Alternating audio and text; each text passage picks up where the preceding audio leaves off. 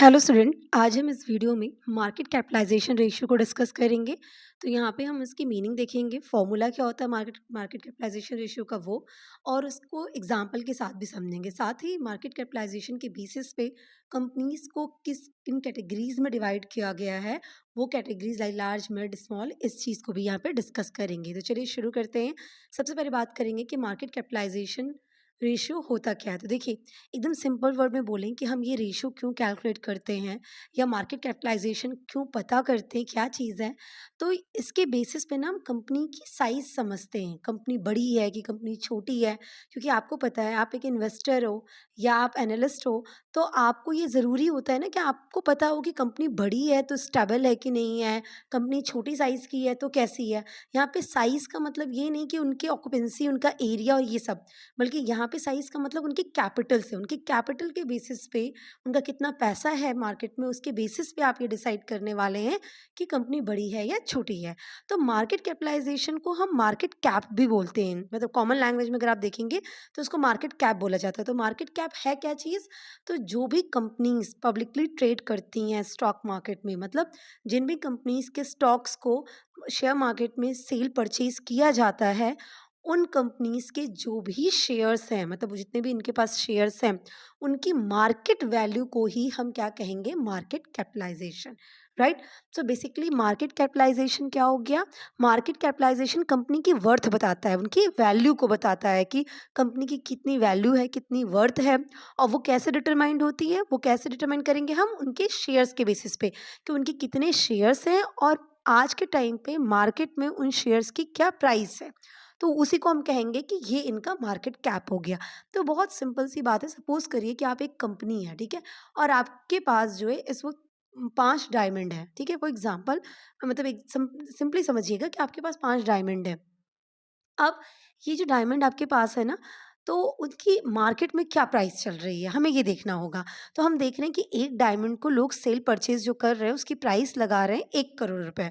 अब हम यहाँ पे उस डायमंड की शेप, साइज़, फिनिशिंग की बात नहीं कर रहे हैं। एक सिंपल एग्ज़ाम्पल के थ्रू समझेंगे कि किस तरह हम कहते हैं कि इतने की वर्थ है। तो आपकी वर्थ को हम कैसे कैलकुलेट करने वाले हैं, तो हमने क्या कहा कि आपके पास 5 डायमंड है और एक डायमंड मार्केट में अगर कोई खरीदने जा रहा है, तो उसको 1 करोड़ के मिल रहे हैं। तो आप कहेंगे ना कि इस वक़्त मेरे पास 5 करोड़ की वर्थ है। कहेंगे, क्योंकि मेरे पास, मैं 5 करोड़ का आदमी हूँ, या मेरी, अगर आप कंपनी अपने आप को समझिए और ये शेयर्स समझिए, तो ये 5 शेयर्स आपके पास हैं और मार्केट में कितने रुपए पे ये शेयर चल रहे हैं, वो कितने रुपए में परचेज़ किए जा रहे हैं, सेल किए जा रहे हैं, वो प्राइस से आप मल्टीप्लाई करके क्या बोल दिए कि मेरे पास अभी इतने की वैल्यू है, मेरे पास इतने का वर्थ है, मेरी मेरी इतनी वैल्यू है। तो आप कहेंगे ना, मेरे पास 5 डायमंड है, मेरे 5 करोड़ की वैल्यू है। क्यों? क्योंकि मार्केट में इसी प्राइस पे वो ट्रेड हो रहा है, ठीक है? तो अगर आप पाँचों डायमंड बाहर निकालेंगे तो 5 करोड़ रुपए आपको मिल जाएँगे। तो that is market capitalisation. So basically market capitalisation उन्हीं कंपनी का होगा जो पब्लिकली ट्रेड हो रही हैं स्टॉक मार्केट में।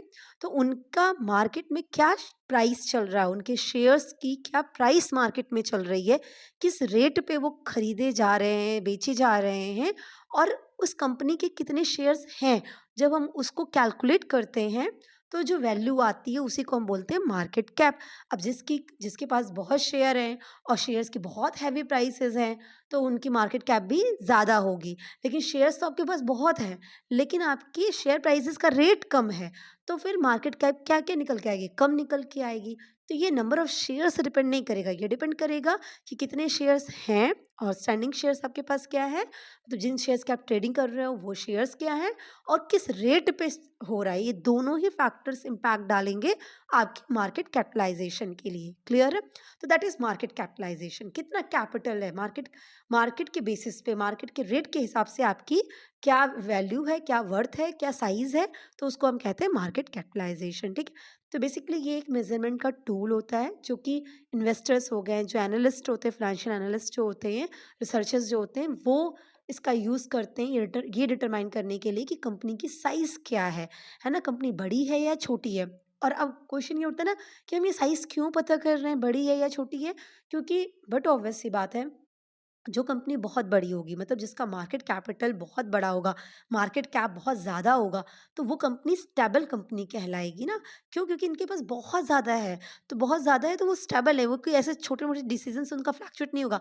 आपके पास कम पैसे रहेंगे, तो थोड़ा-सा भी इधर-उधर हुआ तो आपके पैसे खत्म हो जाएँगे, लेकिन वो बहुत पैसे हैं, तो आप में स्टेबिलिटी रहेगी। थोड़े बहुत ऊपर-नीचे से फ्लक्चुएशन से आप पे इम्पैक्ट नहीं आएगा, है ना? तो मार्केट कैपिटलाइज़ेशन मतलब इसलिए भी ज़रूरी है क्योंकि इन्वेस्टर्स उसके बेसिस पे डिसाइड कर पाते हैं कि इन्वेस्टमेंट करना कहाँ है, कैसे करना है, रेट क्या चल रहा है, तो ये सारी चीज़ें बहुत इम्पैक्ट डालती हैं। तो हम साइज़ का पता कर पाते हैं कि जैसे फार्मास्यूटिकल कंपनी में मार्केट कैप किसका सबसे ज़्यादा है, तो ये इस फार्मास्यूटिकल कंपनी में सबसे बड़ी कंपनी कहलाएगी। तो ये बड़ी कंपनी, छोटी कंपनी जो हम डिसाइड करते हैं, वो किसके बेसिस पे करते हैं? इसी मार्केट कैप के बेसिस पे करते हैं, ठीक? अब क्वेश्चन उठता है कि हम मार्केट कैप को कैलकुलेट कैसे करेंगे? तो मार्केट कैपिटलाइज़ेशन का फ़ॉर्मूला है, बहुत ईज़ी है, इसको रटने की ज़रूरत नहीं। जैसे मैंने कहा कि आपके पास 5 डायमंड है और 1 डायमंड का रेट 1 करोड़ चल रहा है मार्केट में, तो आपने उसको क्या कर दिया? मल्टीप्लाई कर दिया। तो सेम यहाँ पे क्या हो गया? कंपनी के पॉइंट ऑफ व्यू से बात करें तो कंपनी के लिए उनके क्या है? शेयर्स हैं, जिस शेयर्स से वो क्या करते हैं? ट्रेड करते हैं, है ना? सेल परचेज़ कर रहे हैं, सिर्फ़ शेयर्स की बात कर रहे हैं हम। तो शेयर्स हैं, तो उनका मार्केट में क्या रेट चल रहा है, उसी के बेसिस पे हमारा मार्केट कैप निकलेगा। तो फ़ॉर्मूला क्या बनता है? Market capitalisation is equal to current market price of shares. जो शेयर्स हैं उनकी मार्केट में इस वक़्त क्या प्राइस चल रही है, किस प्राइस पे वो ट्रेड हो रहा है, multiply by number of outstanding shares, हाँ, नंबर ऑफ शेयर्स आउटस्टैंडिंग या नंबर ऑफ आउटस्टैंडिंग शेयर्स। तो कितने शेयर्स को वो ट्रेड करते हैं और उन ट्रेडेड जो शेयर्स हैं, उनकी आज की डेट में आज अभी क्या रेट चल रहा है मार्केट में, उससे जब हम मल्टीप्लाई कर देते हैं तो हमारा मार्केट कैप निकल के चला आता है, ठीक है? तो मार्केट कैपिटलाइज़ेशन को अगर हम सिंपली बोले तो क्या है?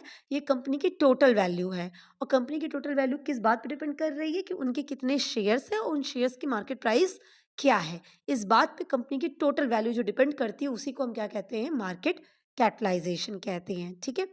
अब यहाँ पे एक चीज़ याद रखिएगा क्योंकि हम करंट मार्केट प्राइस की बात कर रहे हैं, ये नहीं कि ऑन एन एवरेज किस प्राइस पे ट्रेड होता है या कंपनी की इश्यूड प्राइस क्या है ना? ये सब नहीं, करंट मार्केट आज का रेट चल रहा है। तो इसका मतलब क्या निकला कि मार्केट कैप हमेशा रियल टाइम एस्टिमेट करके देता है कंपनी की वैल्यू क्योंकि एग्ज़ैक्टली आज के टाइम पे क्या वैल्यू चल रही है।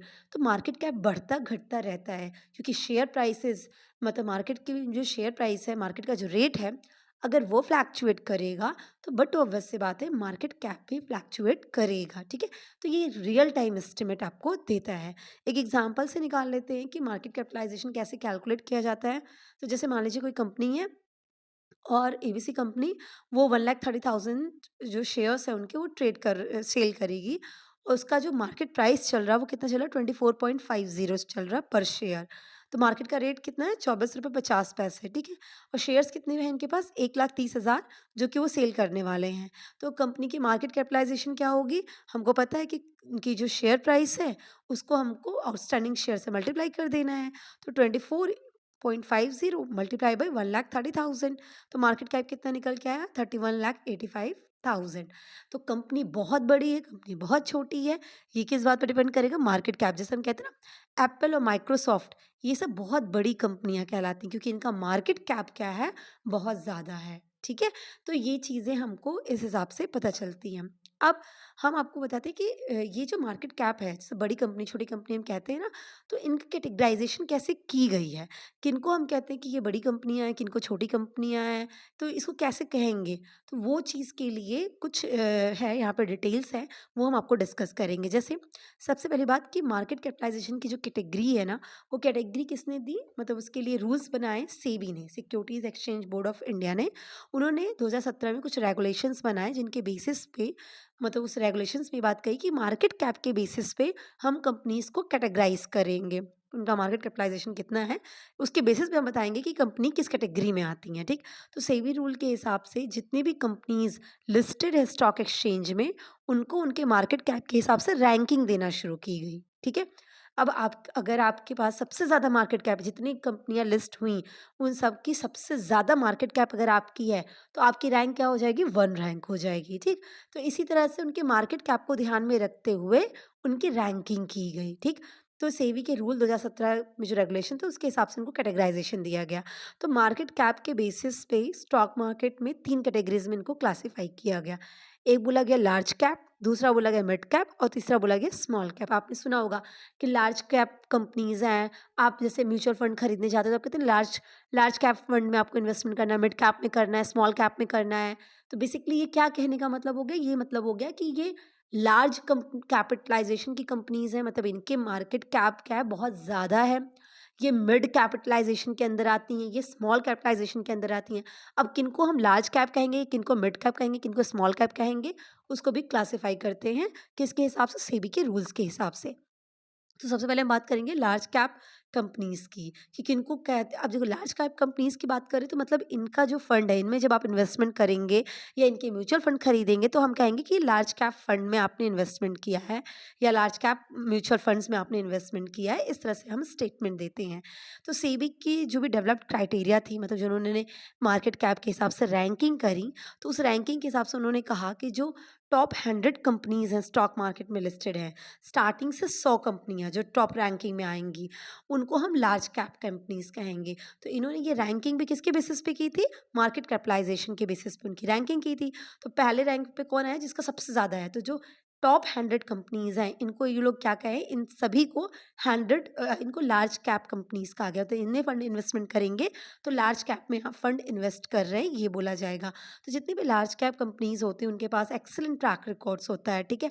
तो अब जनरली कहा जाए अगर कि लार्ज कैप जो कंपनीज़ होती हैं, लार्ज कैप जो फंड होते हैं, इन कंपनीज़ का कैपिटल मार्केट कैपिटलाइज़ेशन कितना होता है? तो बोला गया कि ये जो है compare to other companies high होता है और 20,000 या 20,000 से ज़्यादा इनका मार्केट कैप होता है। मतलब अराउंड 20,000 रहेगा या उससे ज़्यादा करोड़ का, 20,000 करोड़ से ज़्यादा का इनका मार्केट कैपिटलाइज़ेशन होता है। तो इस तरह की कंपनीज़ को हम कहाँ रख रहे हैं? टॉप इसमें आप मार्क लार्ज कैप कंपनीज़ में रखते हैं।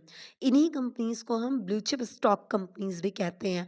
अगर मतलब कि ये कैसी कंपनीज़ होगी? Blue chip stock company. अगर हम ऑल ओवर वर्ल्ड की बात करते हैं तो वहाँ पे आपको एप्पल, माइक्रोसॉफ्ट ये सारी कंपनीज़ मिल जाती हैं जिनको लार्ज कैप कंपनीज़ कही जाती हैं, क्योंकि इनके जो कैपिटलाइज़ेशन है वो 20,000 करोड़ या उससे अबव की लिस्ट में चले जाते हैं, ठीक है? अगर हम इंडिया की बात करते हैं तो इंडिया में जैसे रिलायंस हो गया, टाटा है, टीसीएस है, ICICI, SBI, HDFC, Adani enterprises, L&T, ONGC, ये सारी वो कंपनियाँ हैं जो कि लार्ज कैप कंपनीज़ कही जाती हैं। इसमें रिलायंस नंबर 1 पे है, ठीक है, रैंकिंग पे। तो मतलब ये डिपेंड करता है, तो ये चेंज होती रहती हैं क्योंकि आपको पता है ये रियल टाइम एस्टिमेट है, तो इस हिसाब से थोड़ी वैल्यूज़ चेंज होती रहती हैं। तो अब हम बात करेंगे मिड कैप कंपनीज़ की। तो मिड कैप कंपनीज़ के लिए सेबी ने क्या कहा कि टॉप 100 तो लार्ज कंपनीज़ हो गईं, तो रैंकिंग 101 से लेके 250 के अंदर जितनी भी कंपनीज़ आती हैं, उनको हम क्या कहते हैं? मिड कैप कंपनीज़ कहते हैं और इनके इन्वेस्टमेंट को कहेंगे मिड कैप फंड में इन्वेस्टमेंट करना, ठीक है? जो मिड कैप की रेंज में कंपनीज़ आती हैं, उनकी अगर कैपिटलाइज़ेशन की बात करें तो जनरली 5,000 टू 20,000 करोड़ के बीच में होता है। ये आपको अलग-अलग वेबसाइट्स पे अगर आप चेक करेंगे तो अलग-अलग कहीं पे 7,000 से इसको लिया गया, क्योंकि मेन बेसिक 3 में डाला गया है, लार्ज, मिड और स्मॉल। पर इसके अलावा माइक्रो और नैनो ऐसे करके भी स्मॉल कैप में भी मतलब इसमें भी बाइफरकेशन किए जाते हैं ज़्यादा। तो ओवरऑल अगर देखा जाए तो ये 5,000 से 20,000 करोड़ के बीच में जो आपकी आती हैं, उनको हम क्या कहते हैं? मिड कैप कंपनीज़ कहते हैं। अब अगर आप मिड कैप फंड्स में इन्वेस्टमेंट करते हैं, तो यहाँ पे रिस्क जो है compare to large cap higher होता है ना? क्योंकि यहाँ पे मिड कैप है तो अब लार्ज वाले में तो बहुत रिस्क का ज़्यादा चांस नहीं रहा है, लेकिन कंपेयर कर रहे हैं तो मिड कैप में रिस्क ज़्यादा इन्वॉल्व होती है और जो आपका ये होता है रिटर्न होता है ना, रिटर्न भी आपको मिड कैप में कंपेयर टू लार्ज कैप थोड़ा ज़्यादा मिलता है। मतलब रिस्क भी है तो रिटर्न, क्योंकि आपको पता है कि रिस्क ज़्यादा जहाँ होगा वहाँ पे रिटर्न भी ज़्यादा होगा, ठीक है? पर स्टेबिलिटी की अगर आप बात करेंगे ना, तो स्टेबिलिटी आपको मिड और लार्ज कैप में बात करेंगे तो स्टेबिलिटी आपको लार्ज कैप में ज़्यादा मिलेगी, ठीक है? तो कुछ एग्ज़ाम्पल्स ले लेते हैं कंपनीज़ के इंडिया में। तो बेल है, आईआरसीटीसी है, इंडियन बैंक है, ऑयल इंडिया, यूको, एमआरएफ, ऐसी बहुत सारी कंपनीज़ हैं जिनको हम मिड कैप कंपनीज़ कहते हैं, ठीक है? इनमें इन्वेस्टमेंट को मिड फंड में इन्वेस्टमेंट कहा जाता है। And the last one is what? Small cap companies. तो 251th पोज़ीशन के बाद, क्योंकि 101 से लेके 250 पोज़ीशन तक तो मिड कैप हो गई, तो 251th की रैंकिंग के बाद से जितनी भी कंपनीज़ हैं, वो किस में आ जाती हैं? स्मॉल कैप कंपनीज़ में आ जाती है सेबी रेगुलेशन 2017 के हिसाब से, ठीक है? अब उसके बाद अगर हम उनके अमाउंट्स की बात करें, कैपिटलाइज़ेशन के अमाउंट्स की बात करें, तो वहाँ पे बोला गया है कि 5,000 करोड़ से कम की जिनकी वर्थ होती है, वैल्यू आती है, मार्केट कैप जब आप कैलकुलेट करेंगे, तो जिनकी वैल्यू 5,000 करोड़ से कम की आएगी, उनको हम स्मॉल कैप कंपनीज़ भी कहते हैं। तो स्मॉल कैप फंड में अगर हम इन्वेस्टमेंट करते हैं, तो यहाँ पे रिस्क का एक्सपोज़र बहुत ज़्यादा होता है, लेकिन साथ ही रिटर्न के भी चांसेस बहुत होते हैं और ग्रोथ पोटेंशियल भी स्मॉल कैप में ज़्यादा होता है। क्यों? क्योंकि ये स्मॉल कैपिटलाइज़ेशन की कंपनीज़ हैं, इनको ग्रो करना होता है, तो ये इनमें ग्रोथ पॉसिबिलिटीज़ काफ़ी ज़्यादा देखी जाती हैं, ठीक है? तो जो छोटे इन्वेस्टर्स होते हैं या एग्रेसिव इन्वेस्टर्स होते हैं, वो स्मॉल कैप में जाते हैं, जिनको रिटर्न तुरंत पाना होता है, वो सब स्मॉल कैप में जाते हैं, जो रिस्क लेने को बहुत ज़्यादा रेडी होते हैं। पर जो स्टेबिलिटी चाहते हैं और जो एक स्टेबल ग्रोथ चाहते हैं, तो वो जाते हैं आपके लार्ज कैप में या फिर मिड कैप में, ठीक है? एग्ज़ाम्पल की बात कर लें तो बजाज कंज़्यूमर केयर हो गया, तो देखिए बजाज फिनसर्व अलग है, बजाज फाइनेंशियल सर्विसेज़ अलग है, तो बजाज कंज़्यूमर केयर लिमिटेड जो है वो आपका स्मॉल कैप में आती है, जेके पेपर लिमिटेड, मुथूट फाइनेंस, ये सब आपके स्मॉल कैप कंपनीज़ कहलाती हैं। सो आई होप आपको क्लियर हुआ होगा कि स्मॉल कैप, मीडियम कैप और लार्ज कैप क्या होता है, मार्केट कैप हमने क्यों कैलकुलेट की, क्योंकि हम ये समझ सकें कि किस तरह की कंपनीज़ में इन्वेस्टमेंट करना है, साइज़ कैलकुलेट करने के लिए, साइज़ समझने के लिए हम ये मार्केट कैपिटलाइज़ेशंस को पढ़ते हैं, ठीक है? तो wish you all the best, thank you so much.